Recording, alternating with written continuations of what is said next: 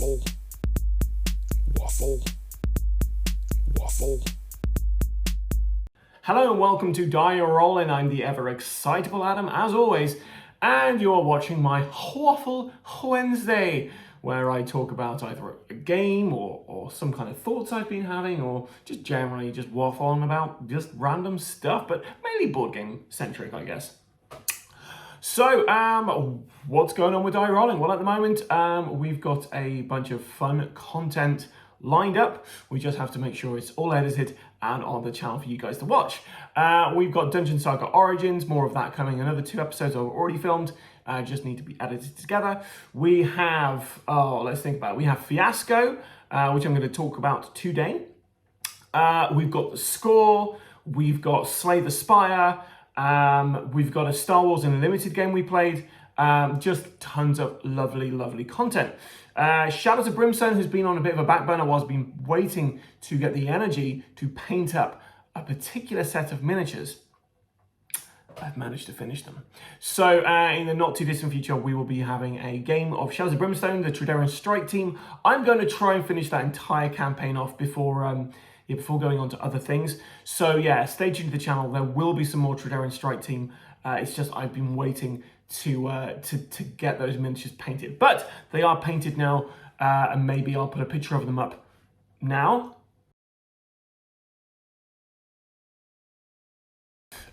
So yeah, lots of fun games on the horizon for us, for you guys to watch. Lots of fun games for us to play as well. We have Pandora Celeste, which is a prototype copy of a kind of horror, sci-fi, kind of monster movie kind of game. A bit like Nemesis, crossed with SSO, if that means anything to you. So yeah, we're really excited to get that to the table and show you guys how that plays. Painting-wise, I've mentioned it, the Shikari, I think they're called. The Shikari Nomads are from Shadows of Brimstone. I painted those guys up. Now they're done, I can focus on painting up all the Skulltails miniatures I have left. I've actually painted up quite a few Skulltails miniatures, and it's actually quite a joy painting those because they're lovely sculpts. The first edition, which I originally had, which unfortunately got damaged, it's got some nice miniatures, but these miniatures are lovely. Really good detail, and yeah, looking forward to painting these and playing them for your guys' entertainment. And also my entertainment, I must say. So finished my current batch of Shadows of Brimstone stuff.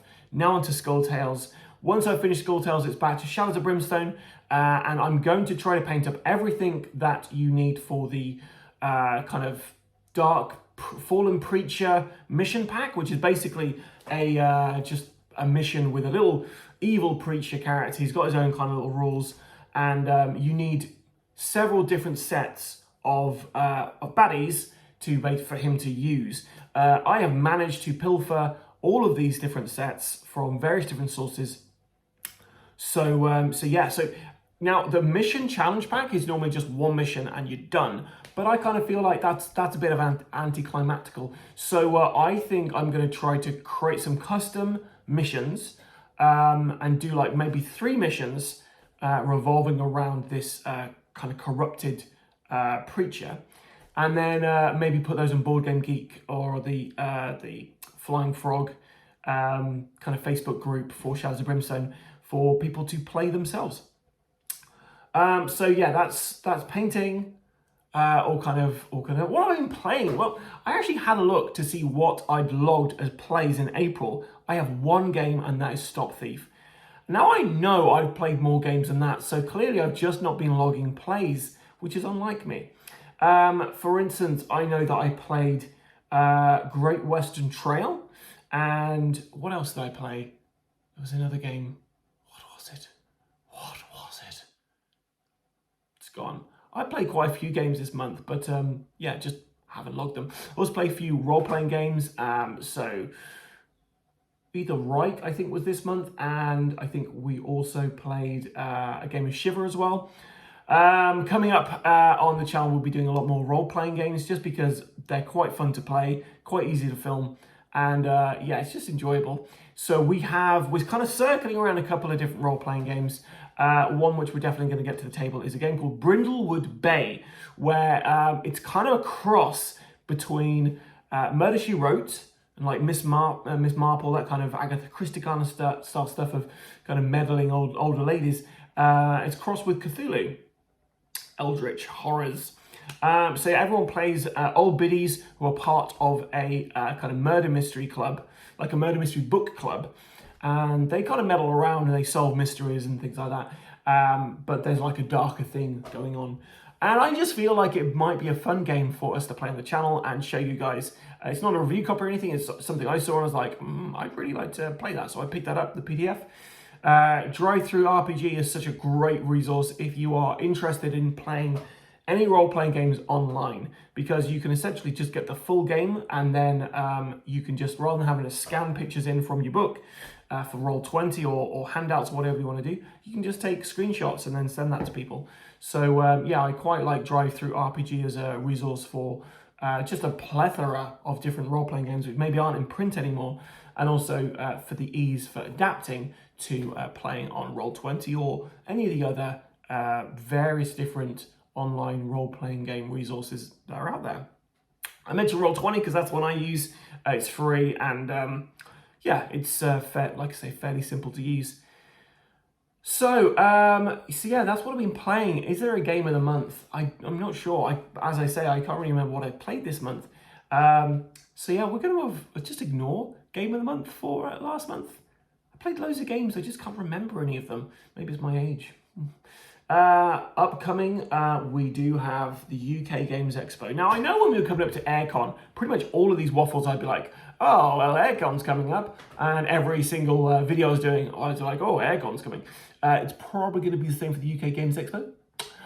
So yeah, this month we have got the UK Games Expo. For those who do not know, this is the biggest board game kind of convention in the UK. It happens every June, the very first weekend of June, or the very last weekend of May. And it's frustrating if you have relatives in Ireland, because yeah, you have to go to weddings.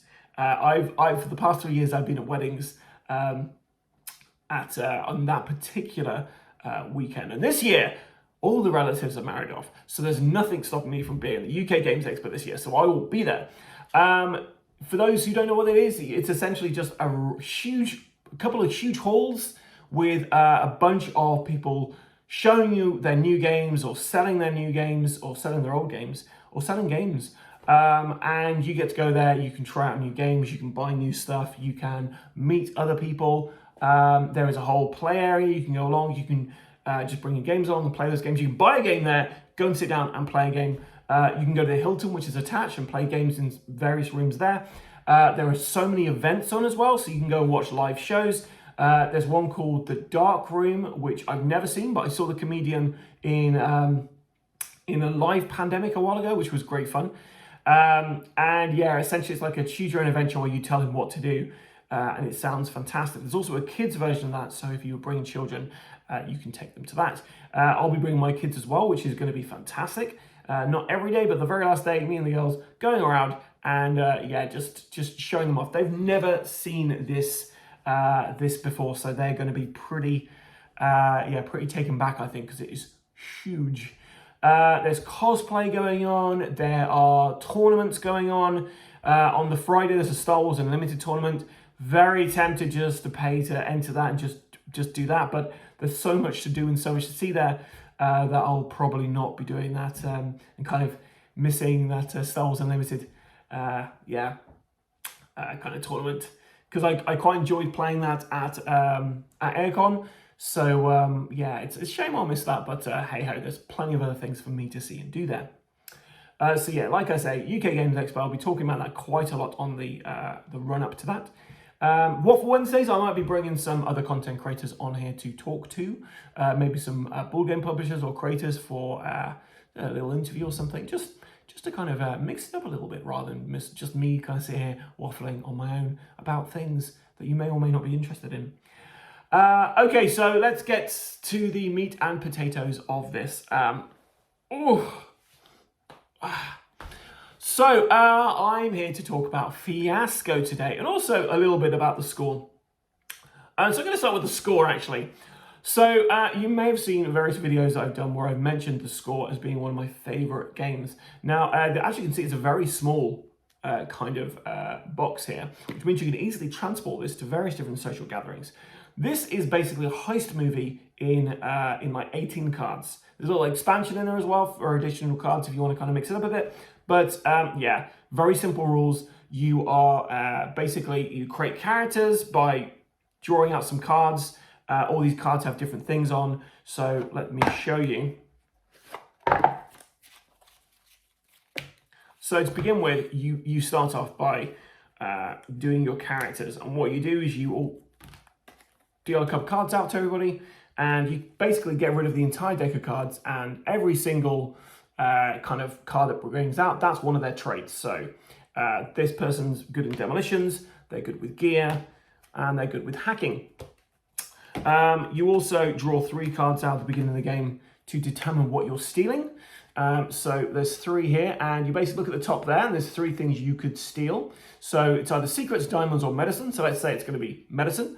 And then the bottom of these have a location. So we've got a mega casino, a mega yacht, or a military base. So let's do medicine from a mega yacht. So that's what you're trying to steal. You've got your character and their skills there. All of these cards get shuffled together, and they're separated into 5 different acts. Now, every odd act is a good thing. Every even act has something where it goes wrong. So you know how like heist movies, it never goes right, but then actually it was supposed to do that. You think it's going wrong, and then actually it's going right. So you take all of the cards together, you shuffle them up together, you take a couple of cards out of the deck, and then these are separated between acts. You draw a card, and you have a look to see who at the table has this. And if they have this, they narrate the scene. They say what happens, how they've used this to advance the scene. And if they don't have the ability, then somebody picks the card and tells you why this wouldn't have been handy during the heist. So driving, for instance, it's on a yacht. You're not going to need driving. It wouldn't have helped us out. So during every odd act, that's what you're doing. During every even act, you draw the cards, and if that's a card that you have, you say how it almost works. However, something goes wrong. And if it's a card nobody has at the table, you draw it out and you say how this is used against you. So driving in this instance, the yacht is actually, I don't know, moored up, or maybe the yacht is actually it's on the back of a big kind of flatbed truck, and they're kind of driving off when we get there and we have to catch up. And you either win this game collectively or you lose it collectively. And how you win or lose is the very last card. If this is a card that one of you has at the table, then you win. You describe how you get through that scene with this ability and you finish the heist. If it's one you don't have, then unfortunately you fail the heist, setting up for a cool follow-up sequel. This game plays in about 20 minutes. And it all depends on your group and how immersive they like to get, how much narrative they want to discuss, how long they want to make the scenes. There's quite a few variants in there as well, where one of you could actually play the bad guys. And yeah, the expansion has their own little set of, like a little rule booklet. It's very simple to kind of learn.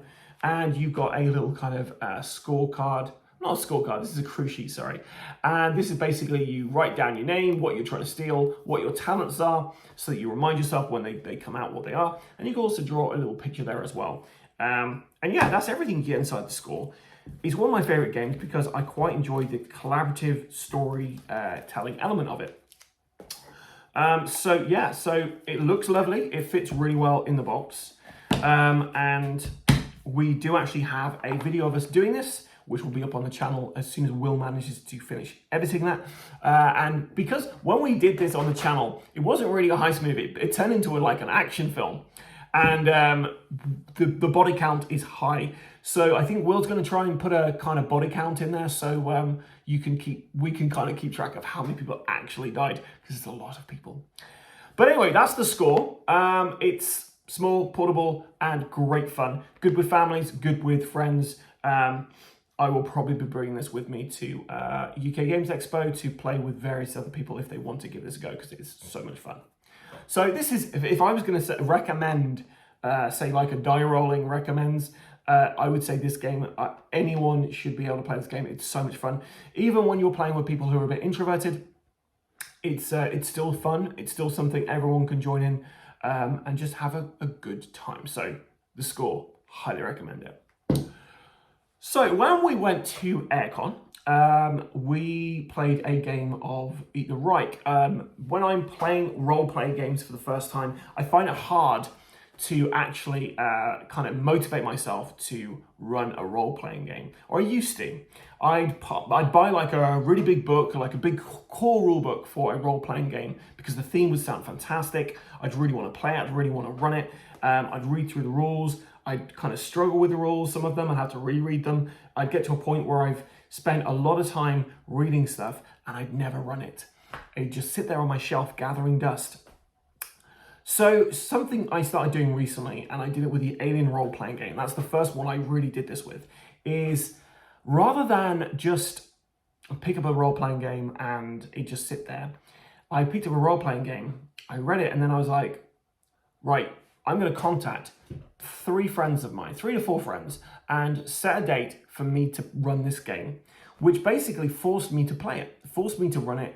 And I'm so glad I did that, because now going forward, when I get a new role-playing game, I just set a date. I get it, set a date in 2 weeks' time, gives me enough time to read it, learn the rules to some kind of degree, and then have something ready for them to play.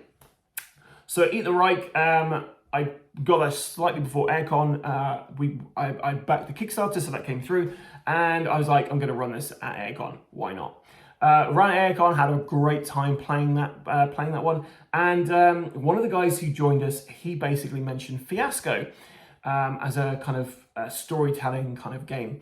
Now, I'd heard of Fiasco, and Fiasco was kind of, to me, always sounded like a Coen Brothers movie, where it was kind of ordinary people thrust into a situation and it's just kind of a bit weird and things go wrong for those people. Fargo being one of those films, I believe, and that being, yeah, things go really bad for everyone involved, really, apart from a small few, and even then, innocence is lost. So Fiasco was a role-playing game where it's essentially that, where you've got just kind of like an ordinary kind of situation, characters who have high ambitions and poor impulse control, spiraling out of control through a series of kind of, well, however long your session is. So he mentioned this, and I knew that there was actually a kind of newer version of Fiasco, and I have it right here. I keep looking down to it. This one here. This is a card game version of it. It's essentially the same role-playing game, I believe, but this time around, you have little play sets, which are these decks of cards, and you're going to be narrating your way through a story. So the same way as in the score, you are narrating a kind of crime caper. This time you're narrating a different style of kind of movie or story, depending on, you know, how you want to kind of how you play at the table. So you'll be seeing a unboxing video of this. You'll be seeing a full gameplay video of this as well. Probably next week now, that'll be up. Or if I really get my pants into gear, it might even be this week. Whatever week the Fiasco unboxing is, that is going to be the week where you are going to see the Fiasco gameplay. And this is the board you have in the middle of the table, and it has your positive, negative outcomes, it has your aftermath, and it has the let's not area. The let's not area is pretty good because basically if the group is getting to an uncomfortable place, someone can basically point to this and say, let's not. So you rewind and you go back over it and you change the plot up so it's not as, you know, worrisome for somebody, not going to upset anybody, basically. Which I think when you're playing with a group of friends, this isn't something you probably would need to use, because normally sitting down to play games with people, you know, with friends, you know their kind of limits, you know their hard limits, and you try not to push them. But obviously, if you've got a couple of different friends in the group who haven't met before, that can be harder to kind of police, really. So having that's pretty good. And if you do this at a convention or you're playing complete strangers, that is essential, because when you're doing a narrative game, you don't have like a DM who is making sure that the story's staying on a particular path. You don't have somebody who is, you know, setting the ground rules to what is acceptable. In some way you do in this, like, because you all agree at the beginning what hard limits you wouldn't do. But yeah, this is for that. So if there's something you're not comfortable with, you press that, and yeah, everyone rewinds. You get a pretty cool little kind of pamphlet here with a Roll20 code, which you can put in, and I believe you might even have the game on Roll20. I don't know. It might just be a backdrop, but I'm gonna check that out, because if we can run this online, that'd be fantastic. Because I know a few content creators I enjoy playing this with. The rules are fairly straightforward. When I got this to play, I watched a couple of gameplay videos of this rather than reading the rules. But then I had a look at the rules and went to the website and watched how to play on that, and it was very straightforward. My only question was, at the very beginning of the game, you deal out 6 positive and 6 negative outcome cards if you're playing a 3-player game. And I just wondered, if you run out of negative cards, do you then have to do positive cards? I don't know, but that's how he played. If you know the answer to that, let me know in the comments below. So you have some player aids in this as well, which is pretty helpful, because it's always good to have some player aids, including some information about that Let's Not. And then it tells you about the scenes themselves and goes in a bit more detail about what you should be doing. It comes with an engine deck. Now the engine deck, this consists of, you're going to play with this every single game. It has positive and negative outcomes. It has your aftermath deck. It has a couple of Let's Not cards. It's got everything you need to run the game. And I'll talk about the gameplay just in a second. So in there as well, you get 3 different sets of cards. So these are your play sets. This is the theme of your kind of movie or your story you're telling. So we've got the Poppleton Mall, we have a suburban one, and we also have Dragon Slayers. Now, you can actually pick up boxes of these for relatively cheap for like 2 different kind of themes. So if you run out of storytelling with these decks, you can easily go out, and I think they're around £15 normally, and pick up like a sci-fi one and a monster of the week one, or like there's a wedding one. So lots of interesting different kind of like play sets you can do. And this box actually has enough space in there for you to put these play sets in there, so you don't have to worry about storage, which is fantastic. So how does the game play? Well, what happens, I'm going to explain a 3-player game because that's the one we played. What happens is you are going to start off by basically creating relationships with the people around you. So let's go for the Tales from Suburbia. This is one we didn't use.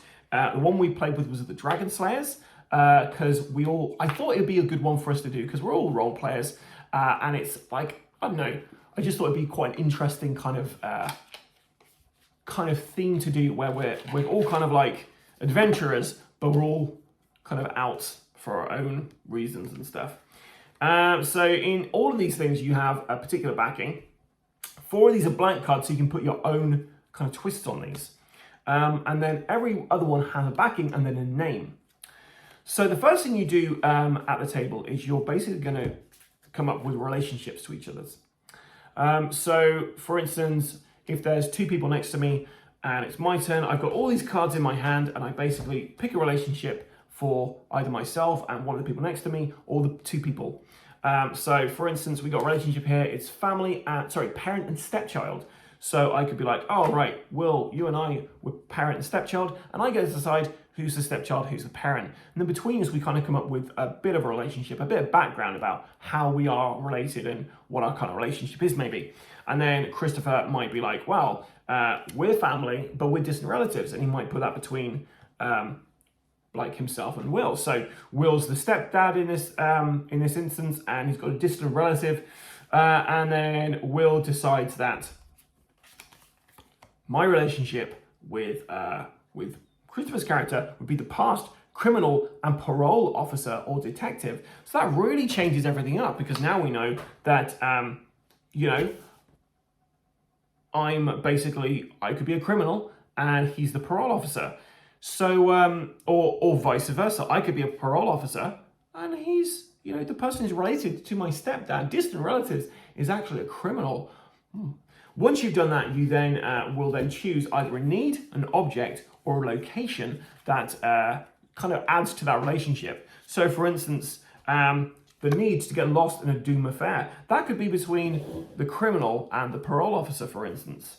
There could be an object a broken police ankle monitor. That could be between me and the parent. And then finally, the shops at Homewood, family cuts. That would be maybe that's a place that Christopher works at, or maybe he stole something from, or maybe that's where my stepdad works, who knows. But you establish these relationships and these kind of objects, needs, and locations as he looks at the table. And that gives you a sense for those characters and what will drive the scenes forward. You've then got the 6 outcome cards, which are positive and negative. This is the 3-player game. You have more players, you'll have more negative and positive cards. And the game is played over 2 acts. So the first act, everyone gets 2 scenes. Now, with a scene, you basically are going to be narrating it. That's essentially it. You narrate a scene. Now, whether you wanted to do that cinematically, so you like, oh, the camera pans up, or it fades up, and we're here. We find, the stepchild, in a room with this criminal, and they're doing an interview, maybe making sure that they're staying on the straight and narrow. So you get to choose with your scene whether you want to establish the scene or resolve the scene. Now, all of these scenes will end up having a positive or a negative outcome. And if you're establishing a scene, you have no control whether it's going to be a positive ending or a negative ending. So if you establish a scene, you basically, like I did just then, I'd established that, oh, we're in this, my work office, and I've got this, the parole guy, the criminal guy, he's late to this meeting, I'm already kind of angry. And then between myself and Christopher, we'd then narrate that scene in character. I kind of talk as in my character's kind of voice and stuff, and we'd go through the scene. And then because I've established it, it's then up to both Will and Christopher, or the other players at the table, to say whether this is a positive or negative outcome. Now, they can either wait to see how the kind of scene is going, how it naturally progresses, or you could just throw one in, be like, it looks like it's going a positive way, and be like, actually, it's going to go negative.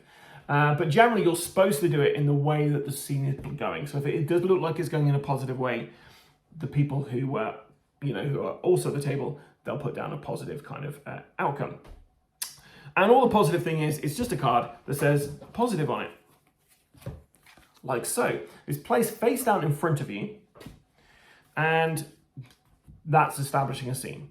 If you're resolving a scene, it's up to the other people at the table to basically establish a scene for you. So they tell you where you are, what's going on, and then between you and them, you kind of narrate the scene. And then you get to decide, however, if it's a positive or negative outcome for your character. So everyone in the first act gets to have 2 scenes. At the end of a round, you will have 2 cards in front of you, one for each scene you were involved in. Now, once everyone has done that, once all those scenes have been done, that's the end of Act 1, and we go to something called the tilt. What you do is you have a look at the 2 cards that you've been given. You subtract the 2 numbers from each other. So in this case, I've got 3 blue and 1 red, which means I'll have 2 blue.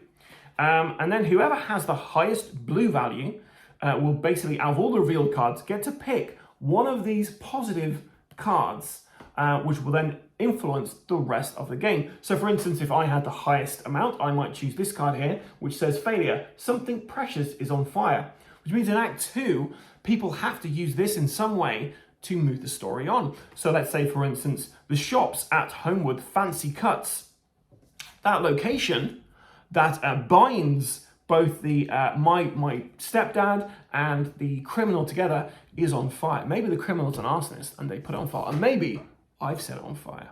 Who knows? If you have the most in the red value, you get to choose one of the red cards at the table. So this one is Mayhem, Magnificent, Self-Destruction. So you could choose this, and that basically means you would then incorporate that in some regard. So yeah, these are then used for Act 2 to influence the scenes. Once again, you have 2 scenes each in the final act. And then at the end of the game, you're going to end up with a bunch of cards. This will then be the outcome to your character. So once again, you will do the same thing. You will add the numbers, add all the reds, add all the blues, subtract them from each other. And then you have a look at the aftermath cards. Depending on what your score is, you get an aftermath. Now, If you get a 0 card, it's probably bad. Like the lower these cards are, it's really bad. So you read out what it says on the card, and then you describe what happens to your character. It's a pretty fun game. We played 2 games of this on Sunday. We played a game where, well, like I said, we were doing the Dragon Slayers playset. And the first game we played was just a quick one to try and understand the mechanics of the game and how to play it. And in that one, we were all adventurers who basically didn't slay a dragon and had to go back and slay a dragon. And it all went fantastically wrong. Will's character, who started off as being one of the weaker, well, he was called Someone the Weak, ended up being the only person to really survive. And then we explained the aftermath after that. And it was a really fun little adventure that we'd done. And then the actual one we got on camera, it's completely different. We only had one playset in play, but the 2 games we played were totally different. The character was different, their relationships were so different. It kind of, the way we kind of ended up doing it, it was such a fun story and such an interesting path it went down. I really enjoyed it. It was just really fun. And you can see that on the channel once that's edited and put up by yours truly. Something I didn't mention though is rewinding back, because this is a waffle, it's not really a structured conversation here. Out of all the cards you have at the very beginning of the game, you can come up with a name for your character. So for instance, it could be something as simple as Jim Smith, or you could be called Custard Johnson, for instance. I know that the ones on the Dragon Slayer deck were really good, really thematic, and just it gave us a giggle just getting them out and playing with them. This is one I'm certainly going to be, I think it's 14 plus, but this is certainly one you could play with younger children. The only thing is you'd need to take out some of the cards which might, I don't know, be a bit inappropriate, for instance. So some of them talk about getting laid. There might be some drug references. I'm not sure because I've not looked through all the decks. There's also, there could be things like having an affair with someone, which, could trigger stuff for people. So yeah, you do have to be careful about the sensitivity of the people playing, especially if you've got younger children. But yeah, I absolutely love this. Fiasco is a fantastic game. We're going to be doing a couple more of these on the channel. I don't know how well it's going to do on the channel, but I do stuff on the channel because I enjoy doing it, not for the views, clearly. So yeah, Fiasco, we're going to try and run some. I'm going to see if we can get an online of this version of this going as well, because I think it would lend itself pretty well to like an online platform. But yeah, if you play Fiasco, let me know in the comments below. If you're interested in Fiasco, let me know in the comments below. And if you're at the UK Games Expo and you'd love to play a game of Fiasco, I'm definitely bringing this along, so let me know. Anyway, that's pretty much it for me. I don't think there's anything else to talk about with Fiasco. These type of games I'm really enjoying. Collective narrative games. It's something that I think the first one I really played was an Engelbert Matrix game of Cthulhu, where you basically, everyone narrates what they want to do with the scene, and then you roll a dice and see who's got the highest value means, oh, that's going to happen. I think that's how that worked. And I really enjoyed that game back in the day. And now coming into it, playing Eat the Reich, playing The Score, playing Fiasco, I'm really enjoying collaborative narrative games a lot more than, I would have thought I would. There's another game called Zombie World. That's a really good one. There is more of a DM role in that, but that's one I've played, had a great time playing that. Maybe we'll put that on the channel at some point. But collaborative narrative games is something I'm really, really into at the moment. There's another one out at the moment which we've not played. Oh, what one is that called? If I remember, I'll put it here. If I don't remember, I won't. But yeah, it's something I've really enjoyed doing, and hopefully you guys will enjoy watching. But anyway, that is it for me. I've been the ever excitable Adam. I'm going to be boring you about UK Games Expo in the next couple of videos, I'm sure. We've got Dungeon Saga coming out this month. We have got Fiasco coming out this month. Then maybe a Star Wars Unlimited video. Then maybe The Score. Pandora Celeste hopefully will be out this month as well. So we've got a bunch of really cool content coming out. We still have videos that sitting in the editing suite doing nothing, like Dead by Daylight. We still have one of those videos, and especially with a new, there's a new expansion for that coming out, which I'm like, oh, really like to play that. So yeah, hopefully we'll get that for you guys. And if you liked our Paracle video, there is a Paracle Kickstarter up at the moment as well. So maybe a good point to jump on. Who knows? Anyway, I've been the ever excitable Adam. Thank you for listening to me for the past 35 minutes. And until next time, guys, stay safe or die rolling.